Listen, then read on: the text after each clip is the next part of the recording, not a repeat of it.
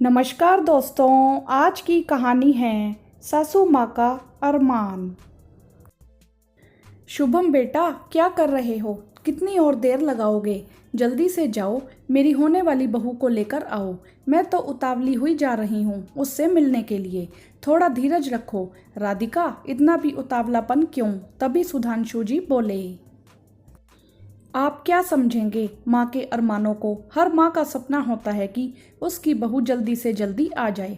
जब से बेटा जन्म लेता है तब से वह बेटे की शादी के सपने देखने लगती है। बात तो ठीक है तुम्हारी, लेकिन फिर भी थोड़ा धीरज रखो। आ तो रही है तुम्हारी होने वाली बहू। पता नहीं क्यों आज मन बावरा हुआ जा रहा है उससे मिलने के लिए। राधिका और सुधांशु का बेटा शुभम जब शादी लायक हुआ तो राधिका को अपने बेटे की शादी का बड़ा अरमान था। वह अक्सर सोचती कि जल्दी से बहू आ जाए तो घर में रौनक आ जाएगी और बेटी का अरमान भी पूरा हो जाएगा। कई लड़कियां देखी, लेकिन संजोग ऐसा कि कहीं बात नहीं बन पा रही थी। एक दिन शुभम अपने मम्मी पापा से बोला, मम्मी, अगर आप नाराज ना हो तो मैं आपसे एक बात कहूँ। क्या बात है बेटा, बताओ।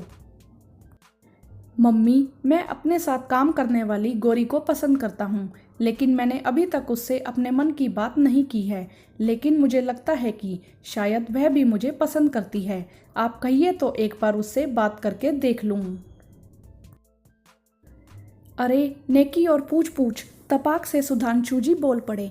यह तो बहुत अच्छी बात है कि तुम किसी को पसंद करते हो, लेकिन तुमने यह बात हमको अभी तक बताई क्यों नहीं? मम्मी, ऐसी कोई बात ही नहीं है बताने वाली। मैंने अभी तक गौरी से पूछा भी नहीं है। बेटा, नेक काम करने में देरी नहीं करनी चाहिए। जल्दी उससे पूछ लो और यदि वह तैयार है तो उसको हम लोगों से मिलवाने के लिए ले आओ। जी पापा, देखता हूँ मैं।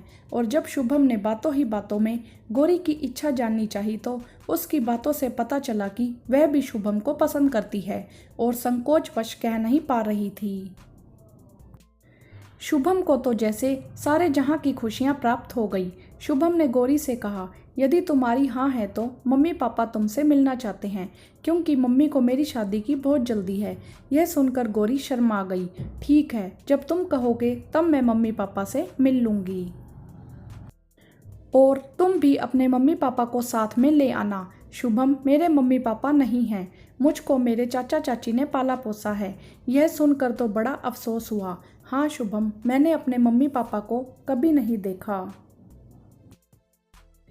मैं यह तो नहीं कह सकता कि तुम अपने मम्मी पापा को भूल जाओगी, लेकिन शादी के बाद तुमको कभी भी अपने मम्मी पापा की कमी महसूस नहीं होगी। मैं तुमसे वादा करता हूँ। ठीक है, फिर इस रविवार मिलते हैं मम्मी पापा से। शुभम ने जब अपने मम्मी पापा को बताया कि गौरी के मम्मी पापा नहीं हैं, पहले तो वह भी बहुत दुखी हुए। फिर बोले, कोई बात नहीं बेटा, हम लोग उसको इतना प्यार देंगे कि गौरी भूल ही जाएगी कि उसके मम्मी पापा नहीं हैं। और आज गौरी को शुभम लेकर आ रहा है मम्मी पापा से मिलवाने के लिए। राधिका तो बहू के स्वागत के लिए सुबह से ही तैयारियां करने में जुटी पड़ी थी। आज उसका बरसों पुराना अरमान जो पूरा होने जा रहा था। जब शुभम गौरी को लेकर आया तो राधिका और सुधांशु जी तो गौरी से मिलकर बहुत खुश हुए कि वास्तव में इतनी प्यारी है गौरी। और गौरी भी इतना प्यार करने वाले परिवार को पाकर अपने आप को सौभाग्यशाली समझने लगी। राधिका बोली, बेटा, अब तो तुम लोगों की शादी की तारीख भी जल्दी ही निकलवानी पड़ेगी, क्योंकि गौरी बेटा, अब मैं तुम्हारे बिना बिल्कुल भी नहीं रह पाऊंगी। और तुम क्या समझती हो कि यह दोनों एक दूसरे के बिना रह पाएंगे? बिल्कुल भी नहीं। सुधांशु जी चुटकी लेते हुए बोले। शुभम और गौरी एक दूसरे को देखकर मुस्कुराने लगे। वीडियो को लाइक करें, शेयर करें और चैनल को सब्सक्राइब भी करें। धन्यवाद।